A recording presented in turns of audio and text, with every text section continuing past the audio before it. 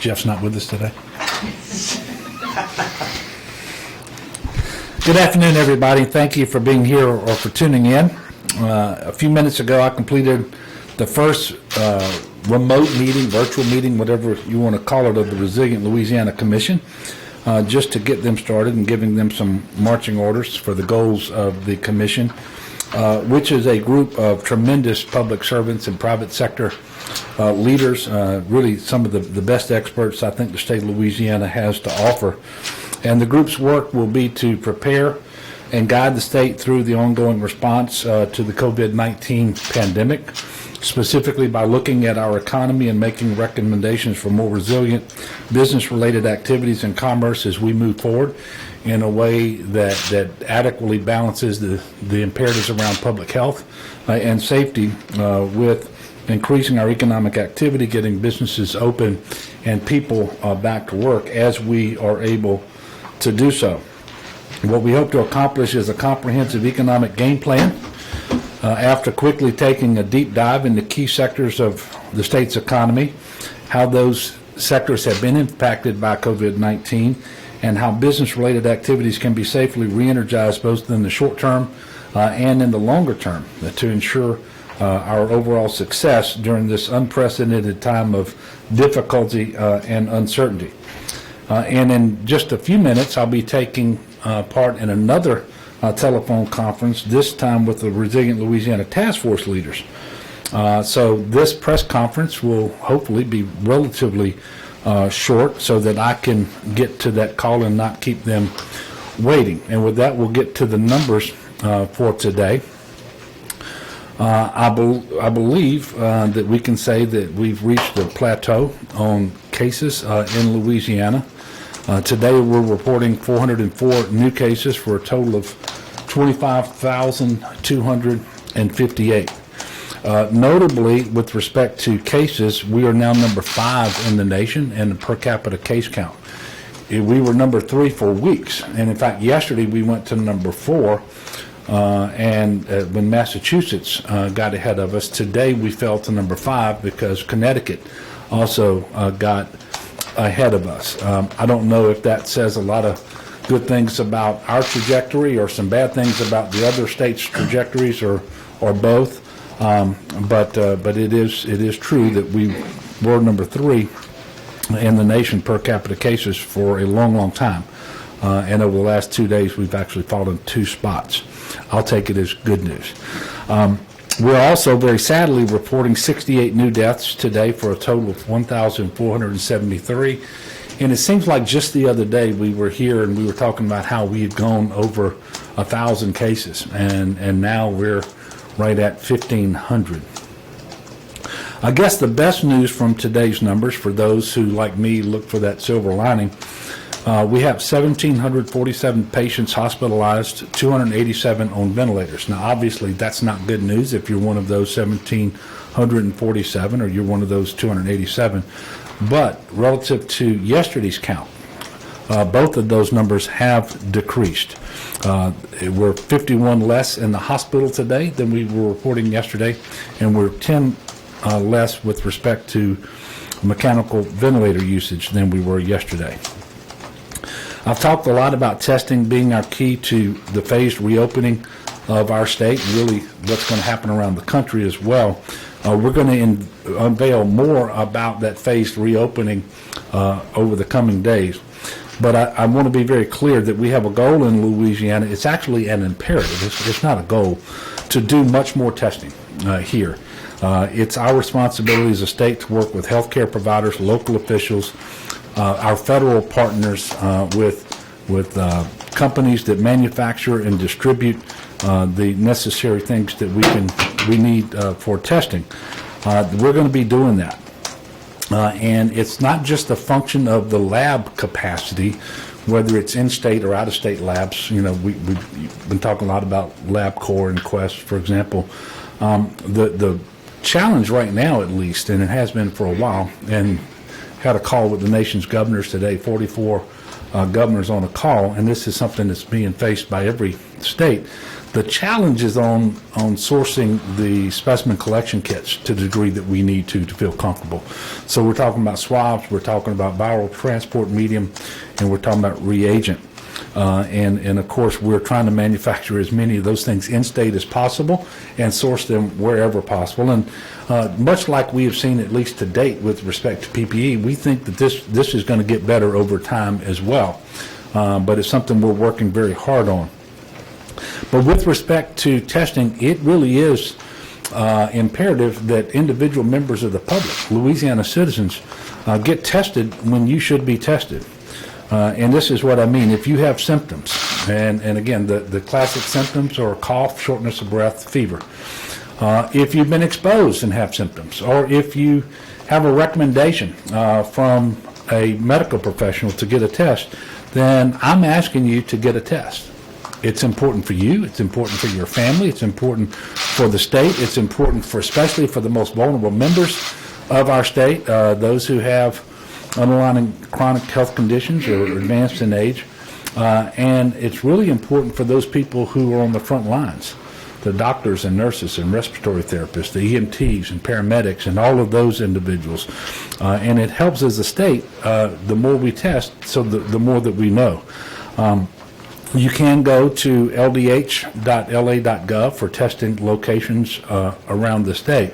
And I think we're still fighting this. I want to address it head on. There is no stigma with being tested for COVID-19. There is no stigma if you get COVID-19. And people shouldn't think about it in those terms. Think about it as an opportunity to help keep yourself healthy and safe and alive, and your family members and people in your community, especially those who are most vulnerable. And understand, we've had some of the wealthiest people in the world contract this disease. We've had the Prime Minister of the United Kingdom. We've had members of the royal family. There is no stigma. This is not something that you get. And by the way, we shouldn't have a stigma with anything that presents a public health challenge. Any disease that you've ever heard of.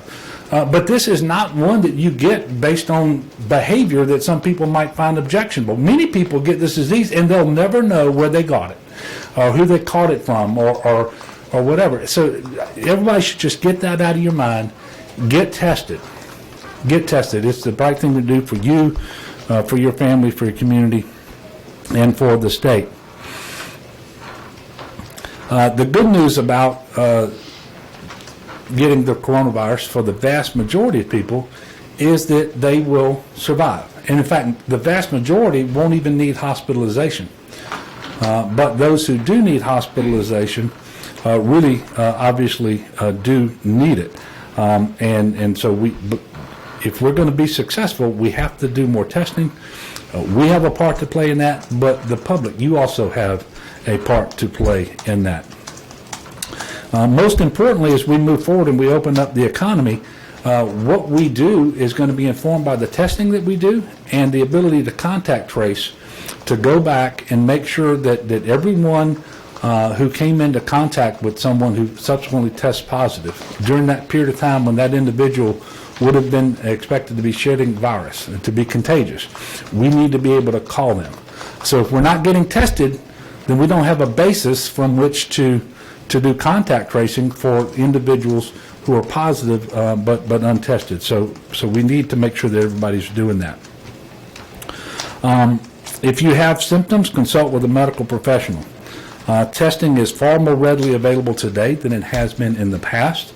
If you need answers to any particular questions, please call 211 with those questions as it relates to testing.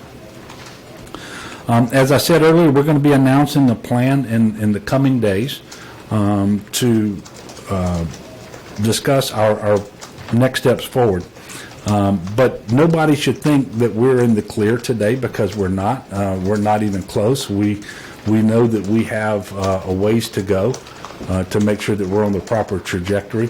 The plan that we have in place will remain in place at least until April the 30th, when it is scheduled to terminate, and that is the stay-at-home order, and minimizing travel and contact and so forth, making sure we're practicing social distancing and hygiene. And by the way, many of these things are going to continue into the future regardless of what stage we're at until such time as we have a vaccine and we get fully back to normal, because there's going to be a new normal between now and then.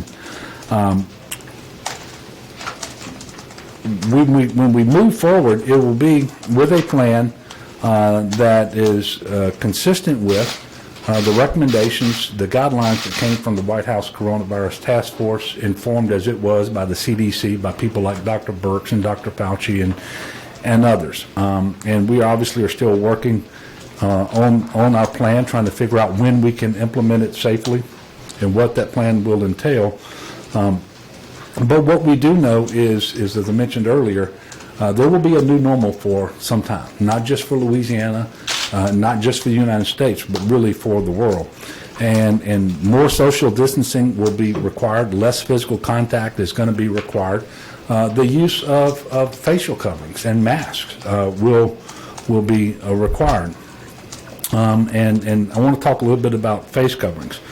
I know that there are some issues around that for children under 2 and for certain people with breathing challenges. But for everyone else, whether you have an underlying health condition or not, we really need you wearing masks when in public and in coming into contact with other people. Now, obviously, I'm not wearing one right now because I'm trying to talk and to be heard and to be understood.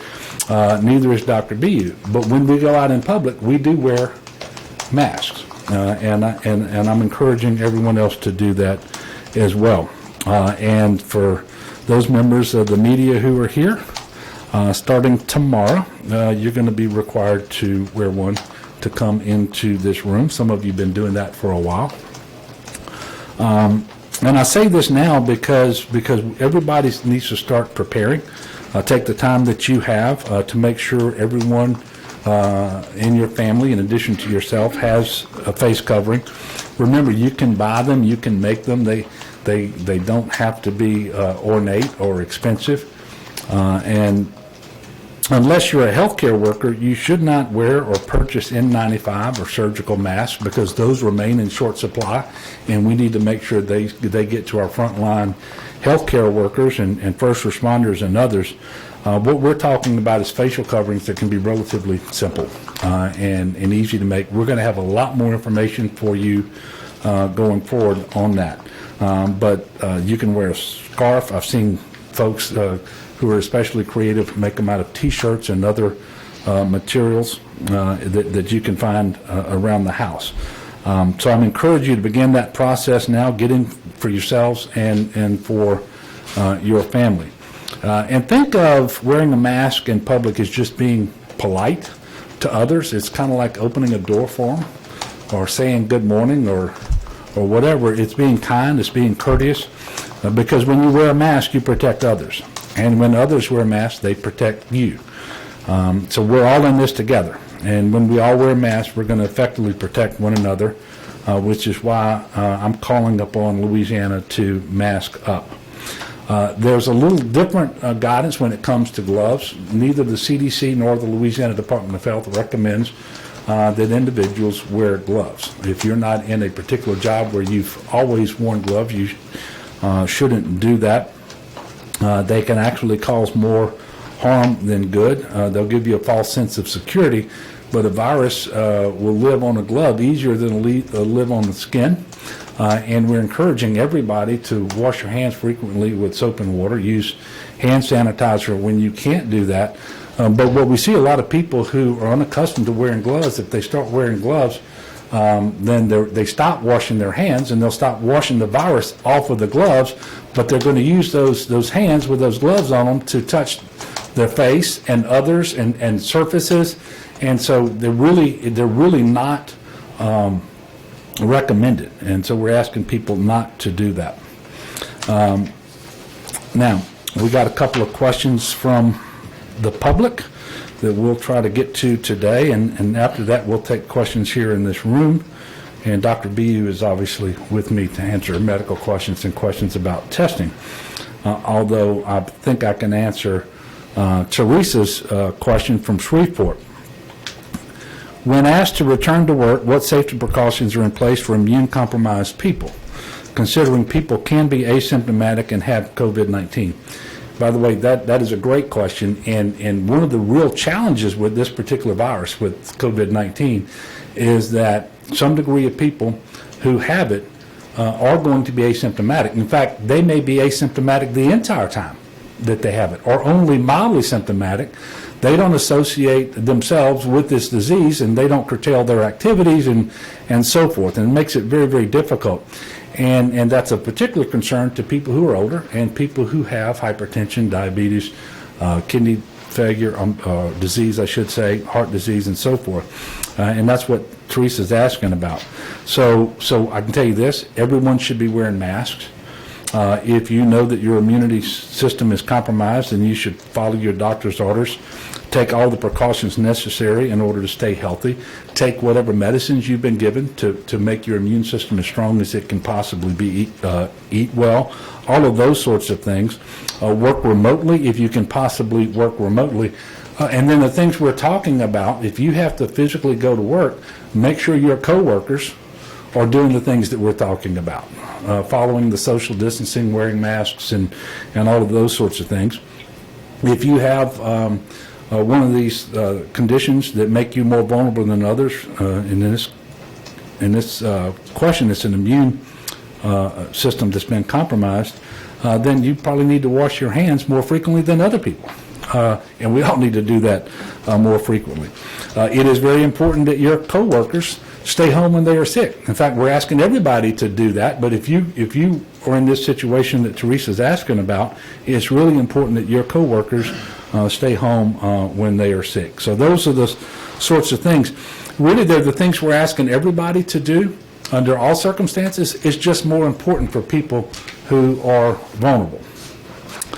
And then we had a question from Thibodeau from Guy, and he asked, do you think the uptick in hospitalizations we've seen over the past 2 days, specifically related to, I think, April the 20th and April 21st, is due to a decrease in social distancing associated with Easter weekend that happened about 10 days ago?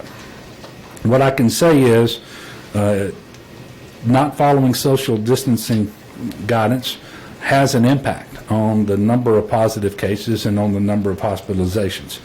According to Unicast, we went from a B to a D over Easter weekend, and remember, they look at your cell phone and your GPS in particular to try to figure out what the movement looks like. And so we did regress by that measure, at least over Easter weekend. But today, we're reporting a decrease in hospitalization from 1,798 to 1,747, and that number of a decrease is much larger than the increase we saw over the previous 2 days. But to get back to the question, because it was specifically talking about Easter weekend, here we are day 10 or 11 from the Easter weekend. I'm not sure that we have seen yet whether we will have an uptick in the number of cases associated with that particular weekend and the behavior of the people in Louisiana, given how long it sometimes takes for this particular disease to manifest in symptoms that then cause people to be tested and become sick and all those sorts of things. So I don't think we really know yet. And before I take your questions, I'll ask Dr. Bigu if he had anything to add to either of those two questions. Okay. So with that, I'll take your questions. Greg?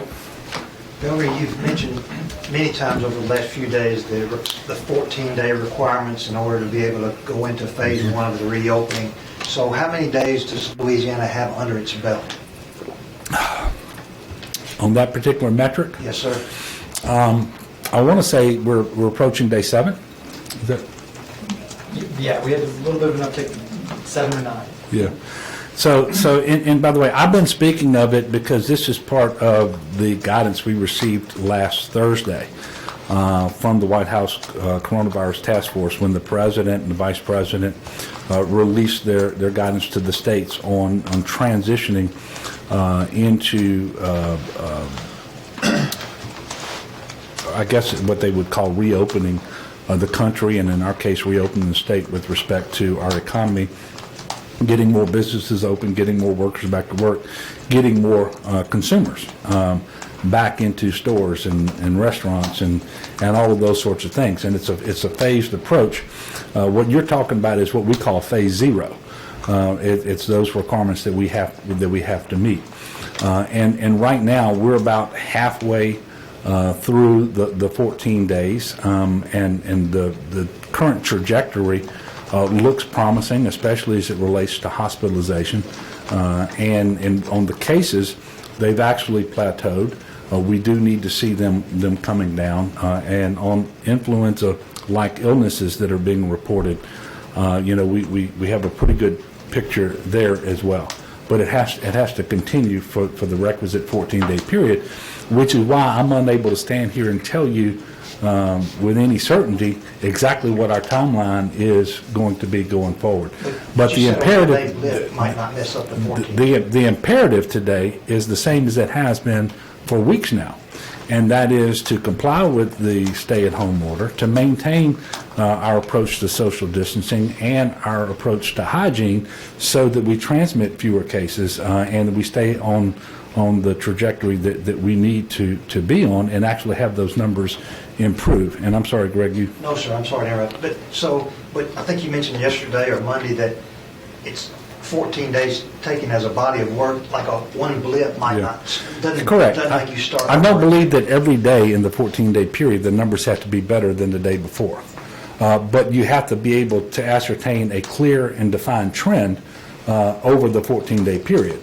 And it's just go back to when you were in school and you remember looking at all the graphs. In fact, we've been showing a lot of graphs in here at our press conferences. We just need the trajectory, the trend, to be positive over a 14-day period.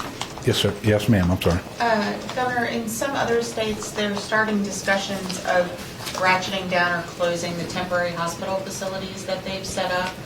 Is that something you're considering with the convention center at this point, or what are the plans going forward with that? It is not something I'm considering with respect to the convention center because it's fully stood up in terms of the physical facility. It is not fully staffed. And we have made that investment. And quite frankly, we're not going to have conventions coming to New Orleans in the immediate future. And as we look at our modeling that comes from Johns Hopkins and other modeling that we've seen in addition to what we're producing here locally, we do see the possibility of an uptick in the future that would really threaten our ability to deliver health care. So what we have done, based on what we believe we will experience in the future, is we have not gone forward in the Sheraton Hotel or the Hyatt Hotel. We do have the personnel housing unit, the PHU as we call it, that can house about 250 people across the street from the Memorial Convention Center. In all likelihood, we will not be renewing that contract. So that capacity will go away. But then I also want to remind you that what we have at the Memorial Convention Center is available not just for surge capacity in Region 1, which is the New Orleans Jefferson Parish region, but if we needed to in the future, it could serve as surge capacity for Region 3 in Homa, Thibodaux area, and the river parishes, and even Region 9 on the North Shore. So we've already made that investment, and given the modeling, we think the prudent thing is to hold on to it, leave it in place. We have a census today of about 100 in the Memorial Convention Center, and that will probably be relatively stable going forward. Yes, sir. Governor, for several days you talked about managing expectations once this new order goes in place and just going forward. How do you necessarily get that message across to some people who might think we're out of the woods or they don't necessarily need to follow everything once this new order comes in? And then how do you get maybe businesses that are reopening or sectors to also help with that message of managing expectations? Well, it's a great question because nobody likes the restrictions that are in place. I don't like them. People who are staying at home don't like them, and so forth. And so sometimes they look for any messaging that they can cling to say, okay, we're past it. That's just not going to be the case until we have a vaccine. Not only do we not have a vaccine, we don't have an effective therapeutic treatment yet for this particular disease. So as we move forward, we're going to have to do it in a way that preserves a lot of the things that are in place today with respect to social distancing and hygiene and wearing masks and all of those sorts of things. And so we're going to keep talking about it. I do hope you all will help. The members of the media, you have a role to play here too. It's a big one, to make sure that that is being communicated over time. And what people should understand, if we want to have success with reopening our economy, you can't have that if our cases spike back up. And remember, a month ago, and that may not be the precise date because I lose track of time and we're doing this every single day, but it was about a month ago we were reporting the highest case growth in the world. You get back to numbers even approaching that, and there is no way to successfully reopen your economy. When are you going to get the next convention to come to New Orleans? You know, how are you going to get people to feel safe enough to go out and eat again? And so we all have a role to play if we're going to protect public health, and protecting public health is necessary to reengage the economy.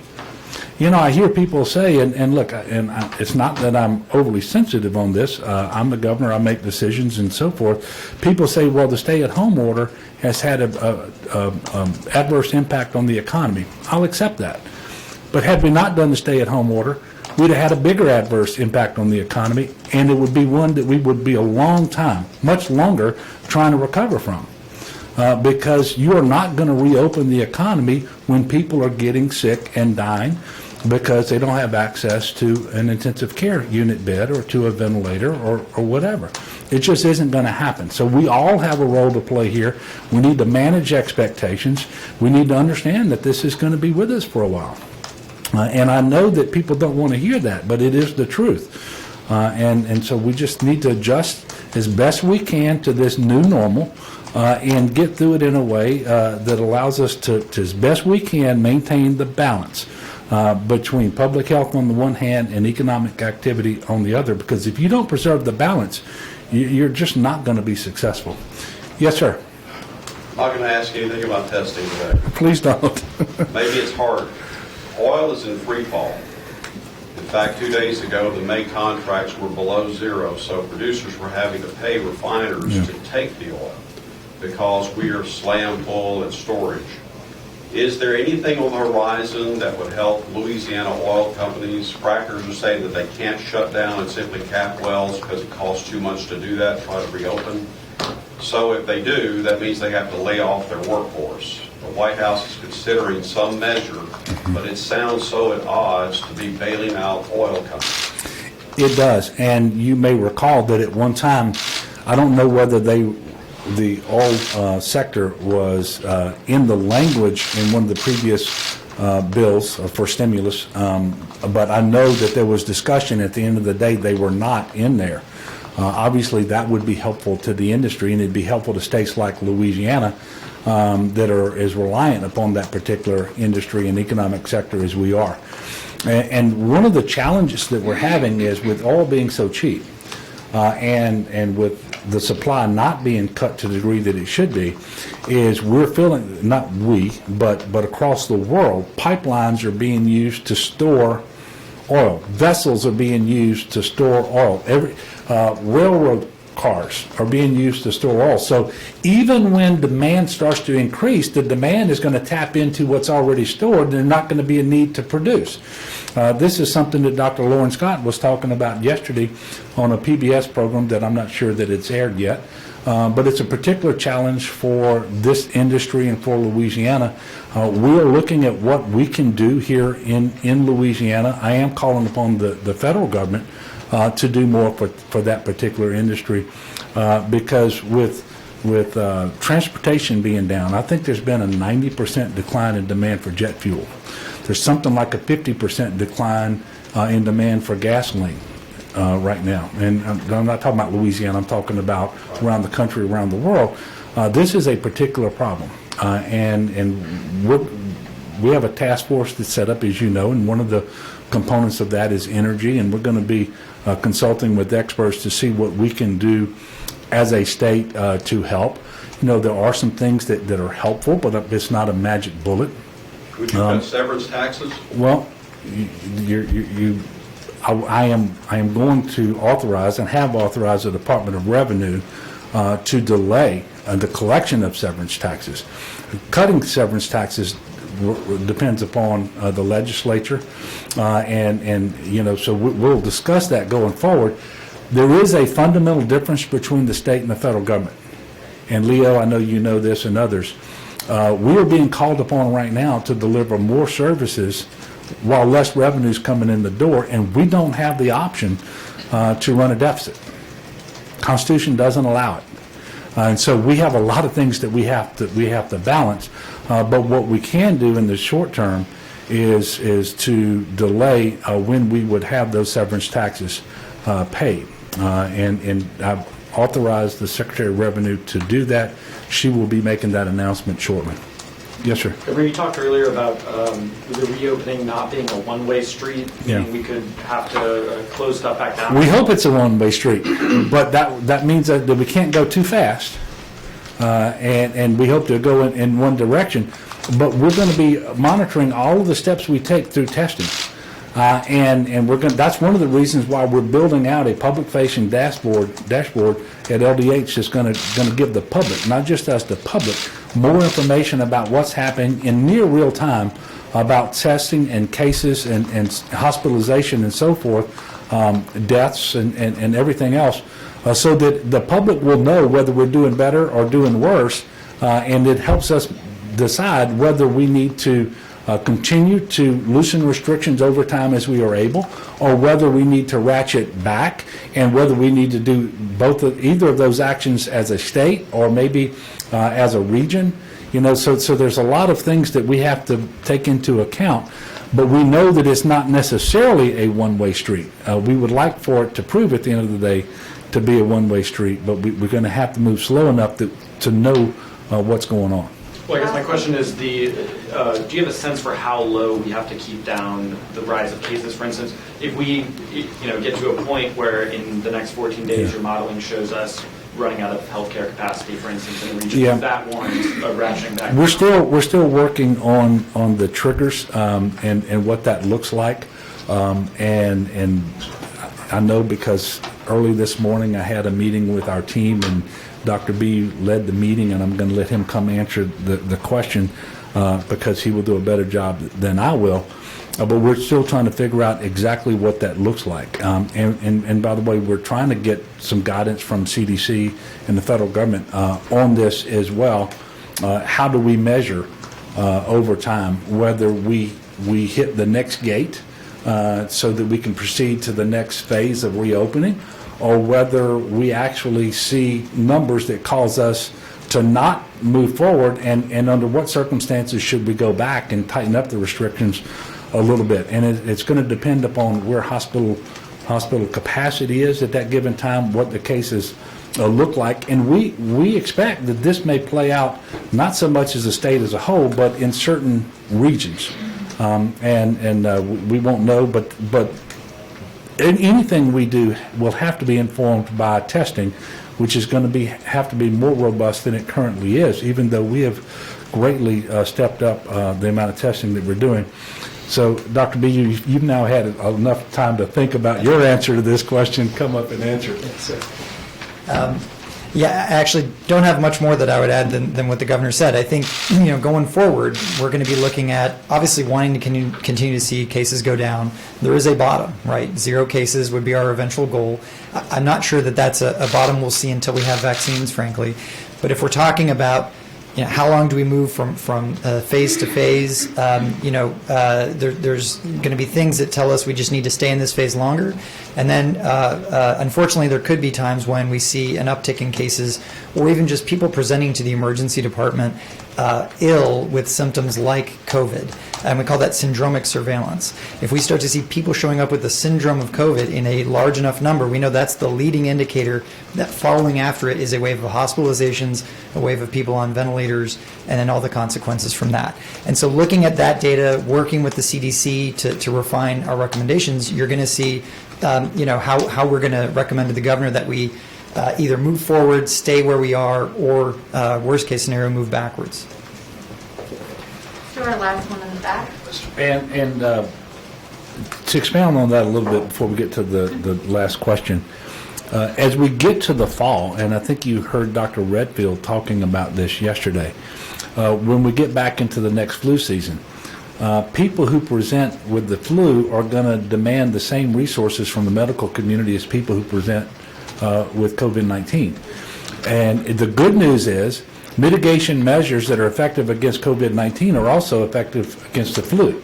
But what you don't want is both of these things taking place in the state of Louisiana unchecked, because then you're going to present a tremendous difficult challenge to the medical community to meet the needs of our people. So and so when we get into October and November, for example, then measuring the syndromic presentations to our healthcare providers, that's going to become even more important. It's going to be important throughout, but it's going to be even more important as we approach the next flu season. So we have one more question. Yes, sir. You mentioned the Unicast scoreboard with the grade for our social distancing. We're at a C now, which is great compared to the D that we once had. Any concern about that? Well, what part does this grade play in decision making? And any concern with that grade possibly dropping with what seems to be more cars on the road now, and our neighbors Texas reopening and people from there possibly coming here? Yeah, the grade, we won't be making our decisions so much on the grade that we get. It's going to be informed by the things we mentioned. What is our hospital capacity? What is our case count with respect to COVID-19? How many people are presenting with these influenza-like illnesses to healthcare providers over certain windows? So that's going to inform our decision making. But to the extent that these grades are accurate, they predict that we would see an upsurge in cases.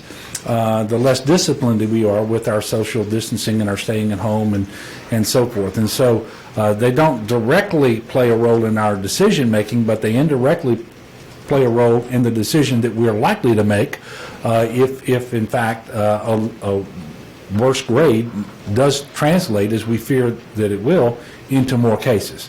Now, obviously, we have interstate commerce.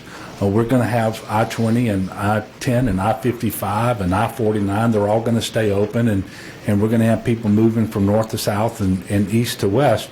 Anytime you do that, you run the risk of having people transmit the virus who otherwise wouldn't if they had stayed wherever they were going to be. That's just part of our society, and we're we understand that.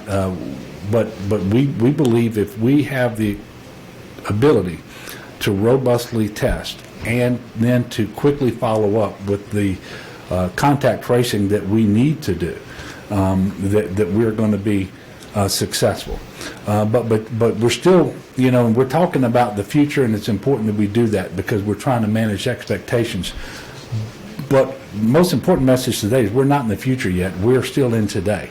We need to make sure that we are achieving the case count numbers that we're looking for on that downward trajectory, that we're not having more people go into the hospital. And certainly we don't want to keep having to report these large number of deaths that we're reporting every day. Even though we know they are a lagging indicator, those are real people. And that is tragic. And we don't want to keep having those reports. So everybody doing what we're asking to do is incredibly important for all those reasons. So thank you all for being here again today.